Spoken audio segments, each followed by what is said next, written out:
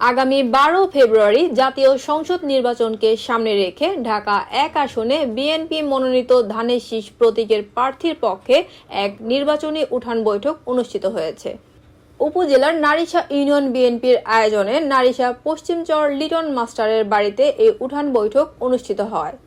দুহার উপজেলা বিএনপির সাবেক যুগ্ম আহ্বায়ক খন্দকার শাহিন মাহমুদের সভাপতিত্বে ও উপজেলা যুবদলের যুগ্ম আহ্বায়ক মাহবুব ব্যাপারীর সঞ্চালনায় উপস্থিত ছিলেন দুহার উপজেলা বিএনপির সভাপতি নজরুল ইসলাম মেসের, সাধারণ সম্পাদক মাসুদ পারভেজ, সাংগঠনিক সম্পাদক আসিরউদ্দিন খান বাচ্চু, সাবেক ছাত্রনেতা শামীম আহসান, বিশিষ্ট ব্যবসায়ী ও সমাজসেবক ইঞ্জিনিয়ার মঞ্জুর আলম শামীম, সমাজসেবক আখতারুজ্জামান সোহেল ব্যাপারী, উপজেলা যুবদলের আহ্বায়ক মোশাররফ হোসেন, যুগ্ম আহ্বায়ক জহিরুল ইসলাম, শাহাদাত হোসেন, আরিফ হোসেন, মোহাম্মদ আলী সহ এলাকার গণ্যমান্য ব্যক্তিবর্গ।